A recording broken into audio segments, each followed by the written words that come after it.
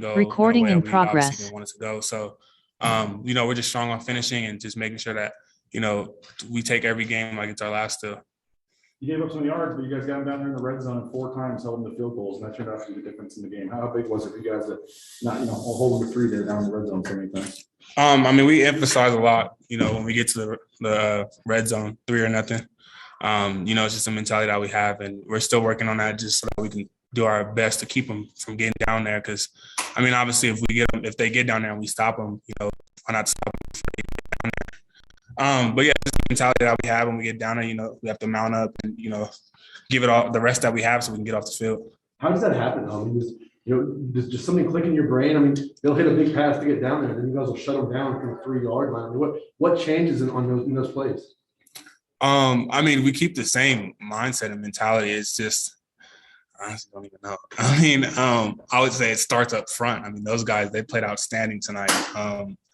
And just to see them, stay in the fight. Obviously they rotate and stuff like that a lot, but they still stayed in it as far as, they handled a lot up front as far as the run game, which made it easier for us as a back end. And, I want to give a huge shout out to those guys.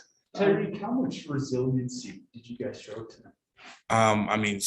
We fought back in the second half after being down. So, that should speak for itself, and then to take a 2-possession lead in the second half and, close out the game on offense, and then finish how we did on defense. It, just shows, what we can do as a team and what type of fight we have. I know it's one win, but if you guys would have lost this, it would have been hard to get to a bowl game, win the division. You guys know everything that's on the line. You got to win every game now. How big of a win is a game like this? We just take it one game at a time. This game was the most important because it was the next one, and the one that was right in front of us. With that being said, we don't overlook any game. We don't underlook any game. Every game is important. And like I said, the next game is the most important because that's the one that we're going to have to play. You guys lost JL to another targeting call. First of all, what did you see on that play? And second of all, with him out, did you feel like you had to shoulder more of the load in the second half? Did you, be more of a leader out there in the secondary? No, honestly. I didn't feel like I had to change anything that I had to do. Tubner does a good job studying and asking questions, making sure that he's not going out there to assume anything. And, this is his second time coming in and playing an entire half. The same thing happened at BYU. So, and we trust him. He's shout out to Alex because he's ready, And to really answer your question, I don't feel like I have to shoulder anything or, take more of a burden on because even though Jail's not in the game, he's still with us and he still leads like he does off the sideline. And I told him today, we feed off of that. Obviously it sucks, to be out. And this is probably the 4th time he's been out for that stuff. But he's doing a better job as far as, obviously he's going to have a reaction. But he knows that how important he is to our defense and, just the energy that he can give to us from the sideline is very huge. I guess I'll try to rephrase it. I know you go one game at a time. Every game is obviously very important, as you guys know, with 5 games left. And how I know you 1-0 is all it takes, but how in the big picture, did you guys realize what was at stake, I guess, and how important the wins are this time of year? That's just looking too far ahead. We try to stay away from that. Obviously, we have an end goal. But, like I said, we just have to take it one game at a time. There's it's not good to look ahead and then you're not taking care of the business in front of you. So, yeah, that's how we handle that. You guys played in the locker room at halftime down 16-7. What were the coach's messages to you guys? 0-0. We're about to come out. Offense is going to go down and score. Defense is going to get a stop. We're going to score again. Just positive talk so that we can go out there and handle our business. We made our adjustments. And obviously, you see the result. Thanks, man. Come on, see you guys now. Let's go to Jay. What up, Tyreek? What's up? Do me a small favor, man. Take the top of your that and pull it down some. Pull down just a little bit. All right. Thank you, my man. Appreciate that. Hey, Tyreek, on defense, what allowed you guys to just kind of get into a rhythm, and how much did you guys just ride that for pretty much the entire second half? It started with our preparation early in the week, as far as getting our install in and knowing situational wise what they're going to do as we progress throughout the week, and just trying to make it an open book test for ourselves And that just goes with a lot of, studying and prepping and, like I said, asking questions. Alex did a good job of that, for an example, and just making sure we're not out there assuming anything. We have guys that are out there and they're ready to go. When they see a key, they go. No, Kala always says, no fear, no hesitation. So that's what we played with today. I know that you guys had a pretty intense bye week, it sounds like, at practice. I also remember Andy saying after the BYU game, he wanted you guys to taste what it was like to get a big victory like that. So given the fact that you guys probably made some sacrifices to practice and work throughout your bye week, was it worth it? Hell yeah. I mean, excuse my French, but yeah, I mean, shoot, I mean, any work that you put in, it comes out to a dub. I mean, it just goes to show like it was worth it. When you put something like your time and effort into something, you get the end result that you want. It obviously shows that, it was worth putting that work into it. One more for me for now.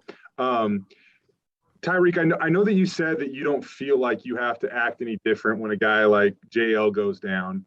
With that being said, you were playing really well this year. How much do you believe in yourself and a leader that you can maybe provide something when the defense is missing a key piece? I try not to overthink it, honestly, and I just go about my business like I would whether if somebody was in it or somebody wasn't in it. I talk to all the guys. I try to keep positive talk on the sideline. I go after every drive, just about, I go to the D-line and tell them good job, whether if it's 3 and out or not.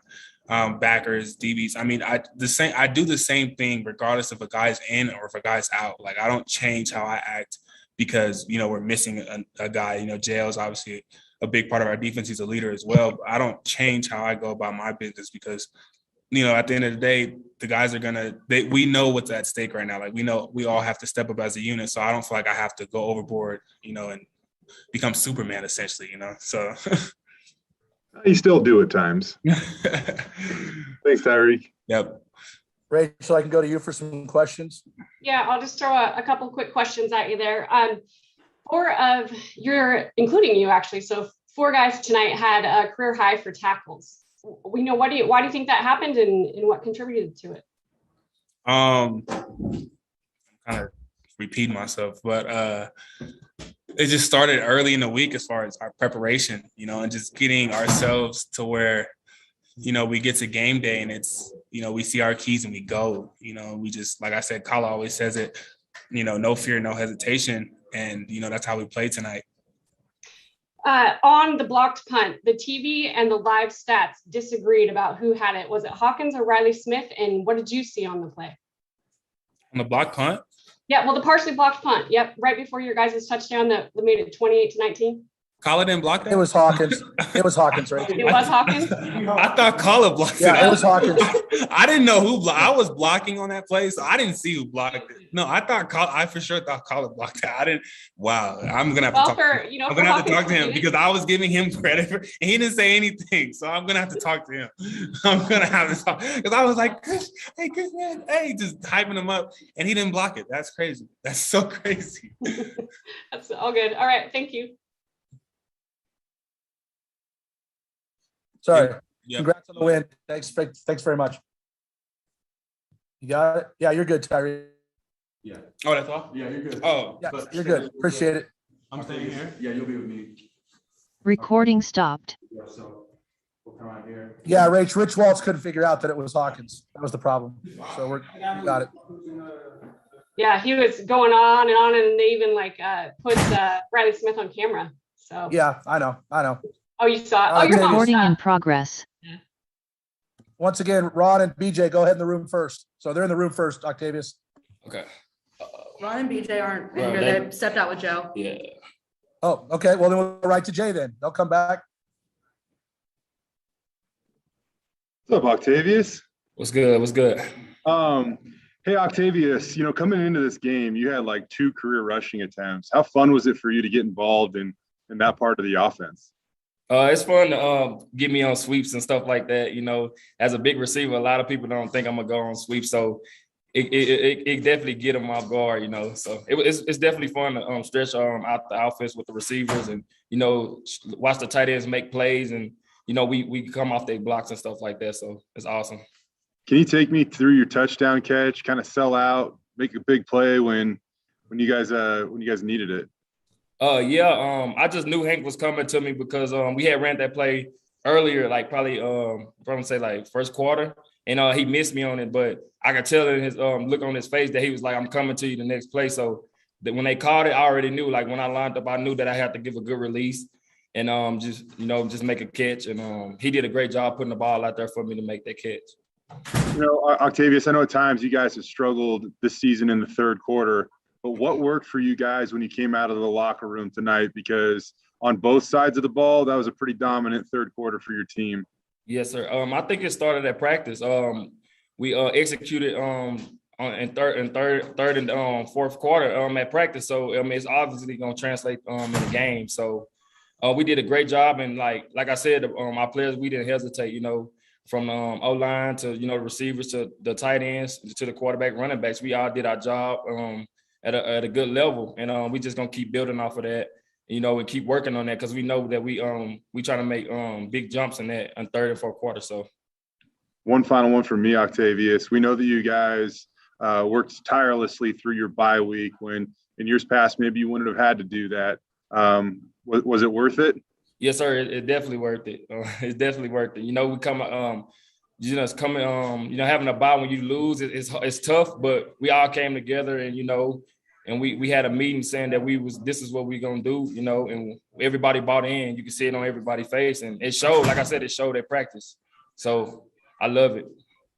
Octavius, thank you, bud. Mm-hmm. Go ahead, Rachel. Okay. Hey, Octavius. You guys ended up with a season high in rushing yards tonight. So you had 177. I know that Holani didn't have all of those, but, how much did it change your guys' rushing game to have him back and kind of maybe open up a little bit of room for the receivers to do some stuff too? Yeah, everybody know like George is a great running back. He's shifty. We try to put George on, make him where he can make one guy miss on defense, and we know he's gonna do that. So he definitely opened up more passing stuff for us, and he's gonna keep building off of that and keep doing what he do. George does what he does, and we just, like I say, when it's a passing play, it's gonna come open. And then in the first quarter tonight, you guys only had 33 yards, but you ended up, I think, with like 430 total on offense. What kind of changed, and how were you able to regroup after a tough first quarter? I'm sorry, can you repeat that? Oh, sorry, I can never tell if I'm too far away. So you guys only had 33 yards on offense in that first quarter. I think you ended up with about 430. So what do you think changed? How were you able to kind of rebound and pick yourselves up off the ground, after a tough first quarter? We knew coming into this game that we wanted to run the ball more, and we wanted to just keep work. Like I say, coaches did a great job, calling plays and making sure we do our job, and that's what we do. We knew when we came into this game that we was gonna run the ball a lot. So let's go to Ron and BJ in the room. No, we're good. Thanks, guys. Thanks. We're good. Okay. Recording stopped. I think do I just need to be closer to this dang thing, I guess? I just need to sneak closer to it, you think? No, you're good, Rachel. Okay. Recording in Or progress. slow down. All right. So Ron and BJ are in their room. Is that right, guys? Yep, go ahead, Ron, BJ, Will. Yeah, Ron and BJ first. So Andy, no second half lull today. I mean, what did you see out of your guys after halftime? They committed not only from the players but the coaches. They committed to the run game.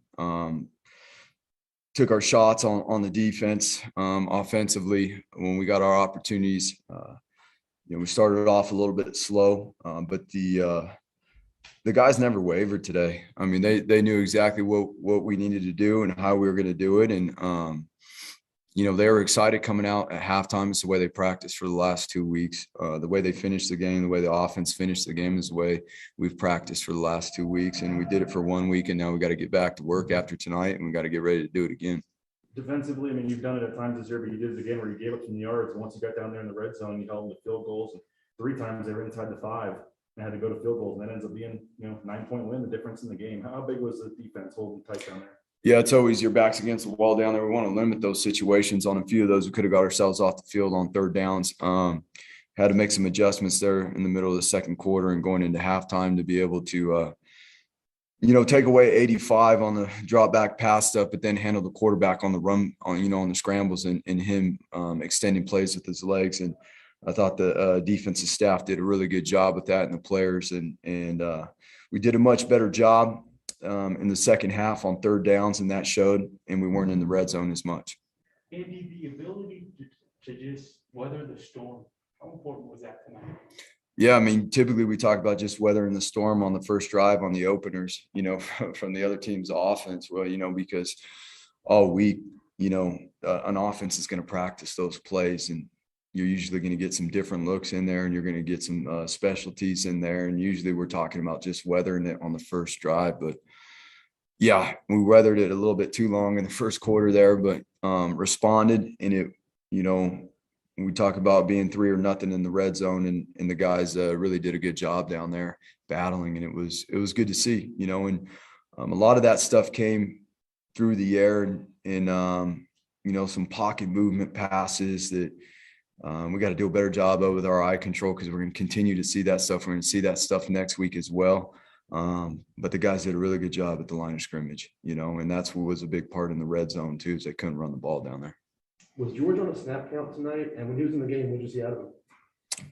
Yeah, he was on a snap count, and he's explosive, and it was good to see him back out there. That's what was a huge benefit, is being able to have him and Cyrus and mix in the other backs. And the O-line did an unbelievable job.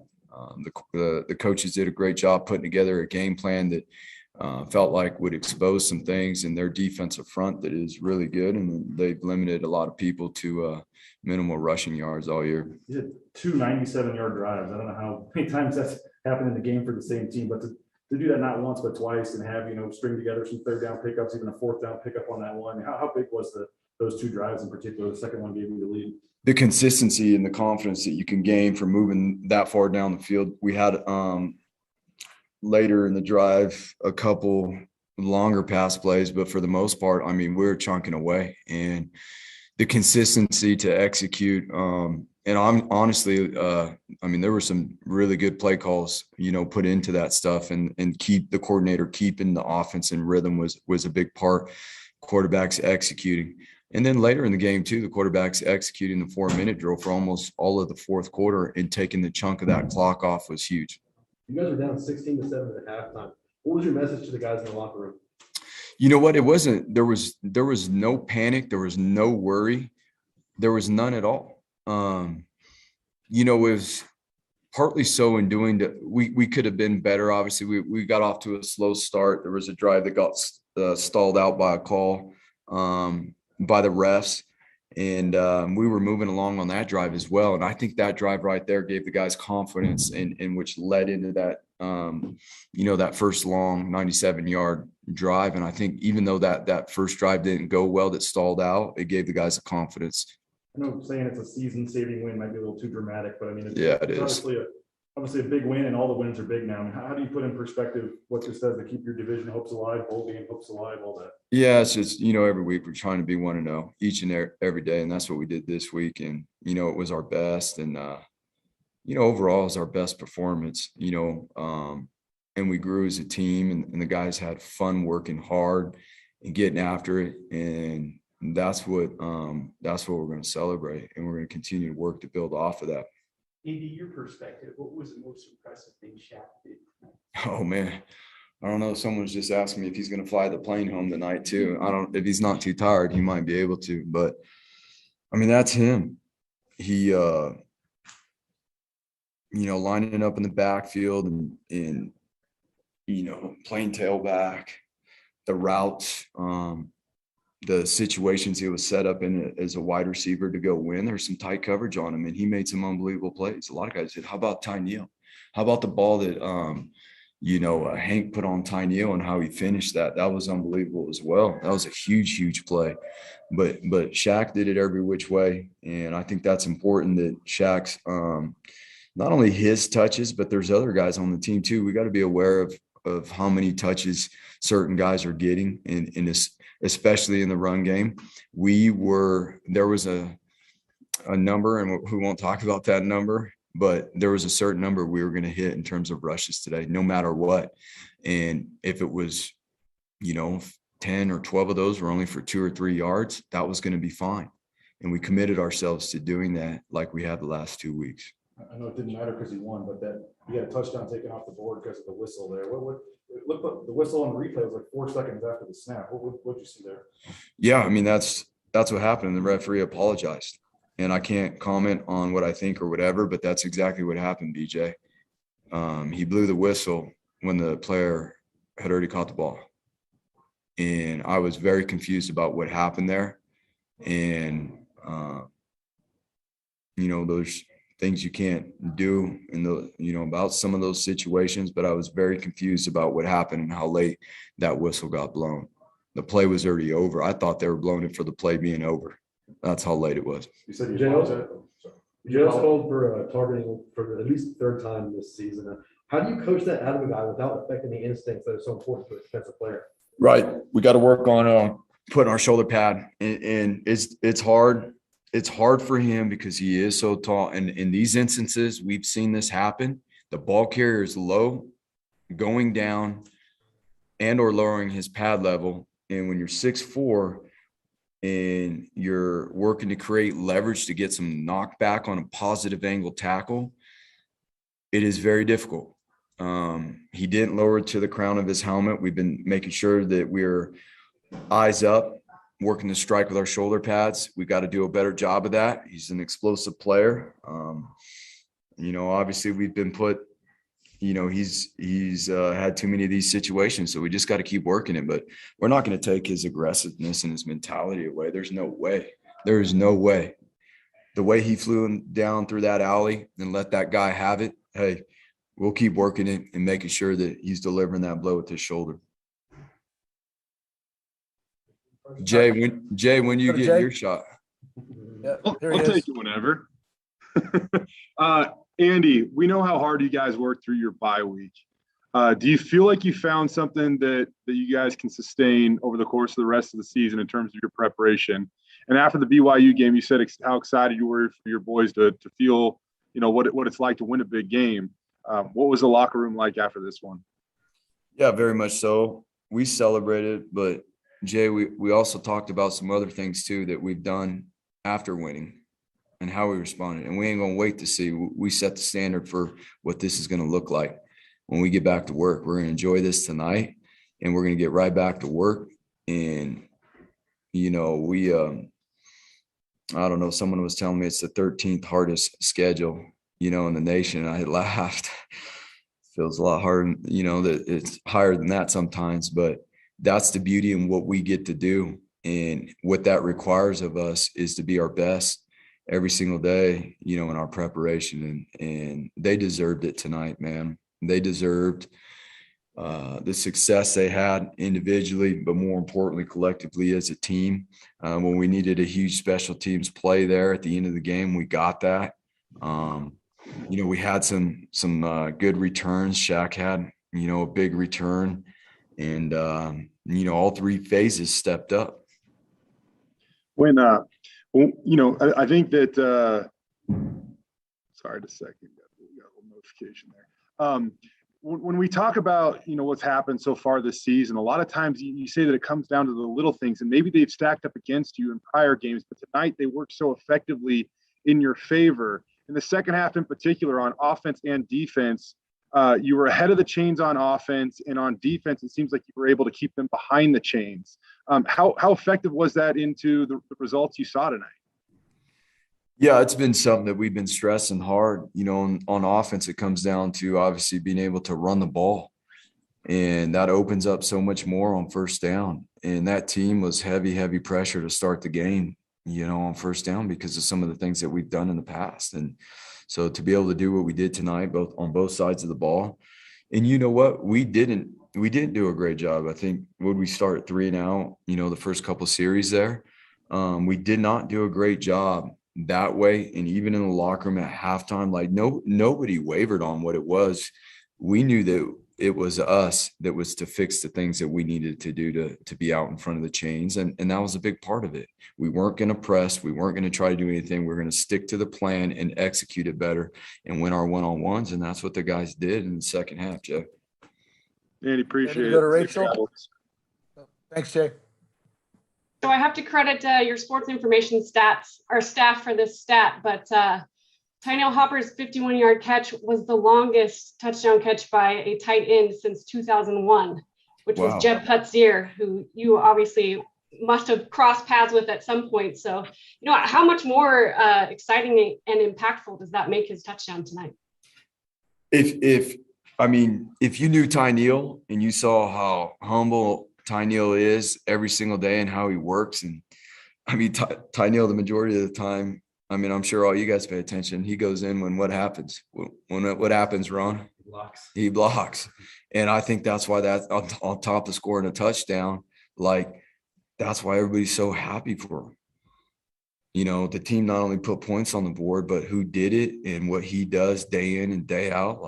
That's what our team needs. Guys that are selfless, that do the work that it takes to be successful, and they get rewarded in that way. And Hank put it on him. He put it right where he needed to, and Tyneil finished.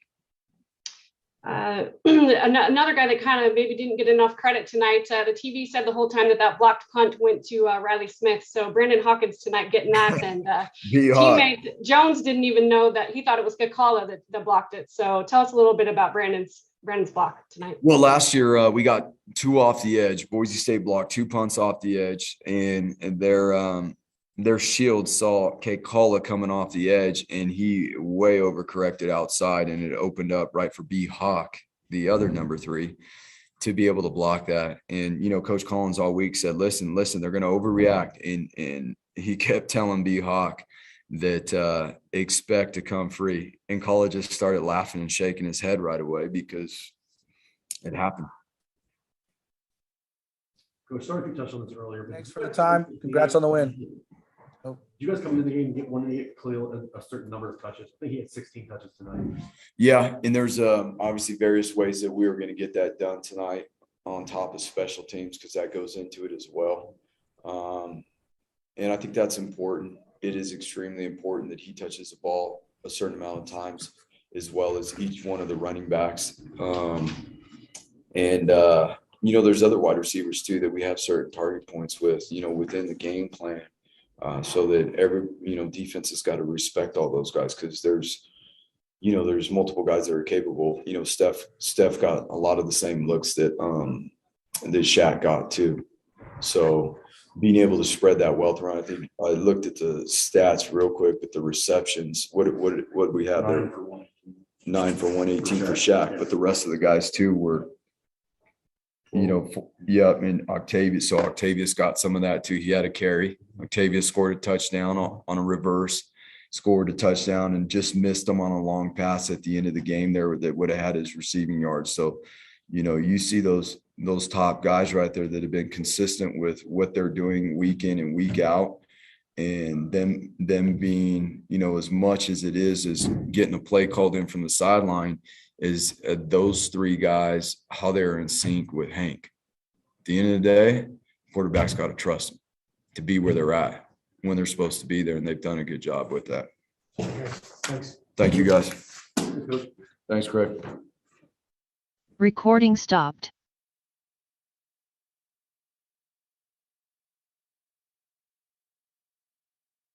Matt, we're good, right? That's everybody, right? Yeah. Thanks, guys. All right. Thanks, Craig. Much. See you Are guys. you going to soccer on Monday, Craig? Or is it just going to be Matt? Sorry? Are you going to soccer on Monday, or it's Matt? It's Matt all week. Doug's on Monday, Saturday. I'm Thursday, and then Saturday I'll be at basketball.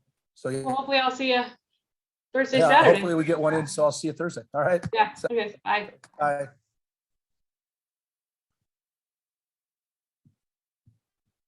Hey, I'll send Zoom. Is there anything else we need, Sarah?